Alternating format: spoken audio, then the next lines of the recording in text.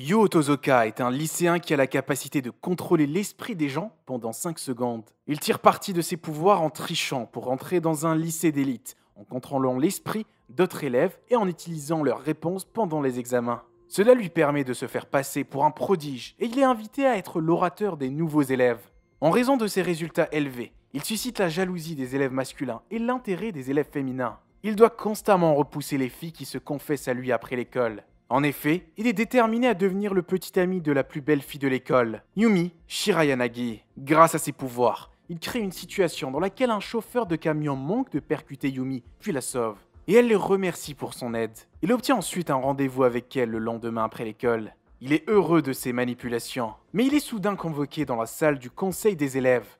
Au conseil étudiant, le président l'accuse d'avoir triché en raison de ses notes parfaites, et Yu est contraint de repasser l'examen à l'intérieur de la salle. Paniqué, Yu prend le contrôle du président. Mais il se fait prendre à ce moment-là par Tomori, qu'il avait enregistré en train d'utiliser ses pouvoirs. Elle lui montre maintenant la preuve de sa tricherie. Mais Yu nie l'accusation avec colère et tente de s'enfuir. En ville, il est soudainement poursuivi par une personne utilisant de violentes capacités de téléportation.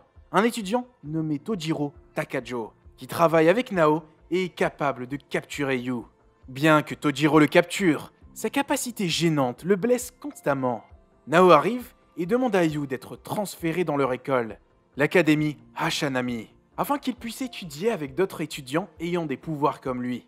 Yu tente de la combattre, mais Nao, qui a la capacité d'être invisible, le devient et le bat. Ce soir-là, Yu rentre chez lui et retrouve sa jeune sœur Ayumi, qui lui annonce que l'académie Hashanami lui a envoyé une bourse importante pour étudier à l'école. Et elle le félicite en cuisinant pour lui. Le lendemain, Yu rencontre Yumi, qui lui est reconnaissante de l'avoir sauvé. Mais comme il change d'école, elle le laisse tomber. Yu, déprimé, emménage dans l'académie et reçoit la visite de Nao, qui joue avec sa sœur. Bientôt, il est temps pour Yu d'aller en classe pour la première fois. Et le premier jour, Nao lui dit que la mission de l'académie est de protéger les étudiants avec des pouvoirs, afin que des groupes extérieurs ne profitent pas d'eux. Il est horrifié de voir qu'il partage sa salle de classe avec Nao et Jojiro. À l'heure du déjeuner, comme la file d'attente est longue, Jojiro utilise son pouvoir pour sauter la ligne, mais il détruit la cafétéria. Pendant qu'ils mangent leur sandwich, Jojiro dit aussi à Yu que, bien qu'elle soit présidente des élèves, elle n'a pas d'amis et que sa personnalité a changé depuis le collège. Plus tard, Nao les invite dans la salle du conseil des élèves, où un autre élève utilise ses pouvoirs pour aider à localiser une autre personne potentiellement dotée de pouvoirs. Yu se retrouve à aider Nao et Jojiro à l'école. Nao et Yu poursuivent un type suspect, et Yu utilise son pouvoir pour aider Nao et Jojiro à l'appréhender. Il découvre que l'étudiant a des photos indécentes de ses camarades de classe. Il révèle qu'il les a achetées à Yudo, qui est le capitaine de l'équipe de tir à l'arc. Yudo révèle qu'il utilise l'argent pour aider sa famille malade, et il tente de la faire chanter avec une photo d'elle qu'il a créée, mais Yu l'en empêche. Yudo tire une flèche sur Nao, mais Jojiro la bloque et elle persuade le capitaine de tir à l'arc de se rendre. Après l'école, Nao parle à Yu de son frère aîné, qui a été le premier à acquérir des pouvoirs alors qu'elle était au collège. Son frère voulait devenir musicien, mais la mère de Nao les a envoyés tous les deux dans un pensionnat après les avoir suppliés d'y aller. Nao et son frère ont été soumis à des expériences par des scientifiques qui avaient découvert les capacités sonores de son frère grâce à sa musique. Et le frère de Nao a perdu la raison. Évidemment, ils finissent par s'échapper de l'internat. Elle emmène Yu ensuite voir son frère qui vit dans un asile d'aliénés et Yu dit qu'une personne spéciale l'a emmené à l'académie et l'a aidé à s'occuper de son frère. Après avoir passé du temps avec elle et son frère, Yu s'inquiète de voir sa propre sœur développer des pouvoirs.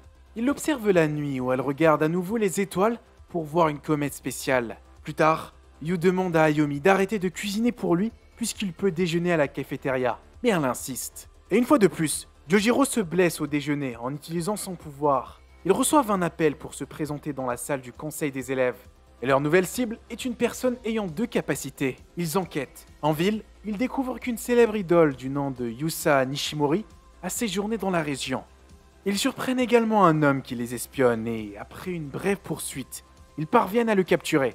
Ensuite, les étudiants rencontrent Sho, un ami de Yusa, qui les emmène à l'idole. Yusa révèle qu'elle souffre d'un trouble de la personnalité multiple et, après avoir discuté avec les amis de Yusa, ils découvrent que Yusa avait une sœur aînée nommée Misa, qui est morte et qui possède le corps de Yusa. Madame, en colère, commence à mettre le feu à la pièce, mais se calme. Nao parle à Misa de son harceleur, qui travaille pour un producteur de télévision véreux. Elle planifie un rendez-vous à minuit avec le producteur et elle s'en prenne à ses gardes du corps et le passe à tabac. Après l'arrestation du producteur, il persuade Misa et Yusa de s'inscrire à l'académie puisque Misa va partir. Sho lui fait sa déclaration et Misa le remercie de l'avoir aidé, mais il devrait l'oublier puisqu'elle est morte et qu'il doit vivre sa propre vie. Ce soir-là, Yu raconte à sa sœur ce qui s'est passé après qu'elle l'ait grondé pour être rentrée si tard de l'école. Le lendemain, Yusa est transférée dans leur classe et devient instantanément populaire. Elle est capable de charmer ses camarades par sa gentillesse et de résoudre leurs conflits. Elle les rejoint ensuite dans leur prochaine mission, qui consiste à trouver un futur étudiant doté de télékinésie. Il détermine qu'il doit utiliser ses pouvoirs pour tricher au baseball, car l'équipe de baseball de son école a remporté de nombreux matchs. Il rencontre le lanceur de baseball Arifumi et lui demande d'arrêter d'utiliser ses capacités pour tricher et le mettre en garde contre le fait d'attirer l'attention sur lui. Arifumi refuse et le met au défi de disputer un match de baseball entre leurs deux écoles. S'il gagne, Arifumi devra cesser d'utiliser ses pouvoirs pendant le match. Le groupe prévoit d'utiliser ses capacités pour gagner et l'équipe d'Arifumi est surprise de voir qu'elle joue contre des filles. L'équipe d'Arifumi se met en colère face à l'attitude de Noah, mais Yusa les calme. Cependant, ils découvrent que le lancer d'Arifumi est trop fort pour les batteurs de leur équipe. Et bientôt, leur équipe commence à perdre. Yu demande s'il peut utiliser ses pouvoirs pour les aider à gagner. Et l'équipe de Noah parvient enfin à marquer un point grâce aux efforts combinés de Jojiro, Yusa et Noah. Ils parviennent à comprendre les bases et bien que Yu manque son élan, l'équipe réussit de justesse à gagner contre Arifumi. Et il accepte d'arrêter d'utiliser ses capacités, ce qu'il faisait parce qu'il voulait que son receveur, Takado, ait une chance de devenir un joueur professionnel. Et il lui dit maintenant de soutenir son ami en ne trichant pas. Le lendemain, Yusa continue d'être populaire, mais Yu remarque qu'un groupe de filles semble intimider Noah et la battre. Mais il ne l'aide pas.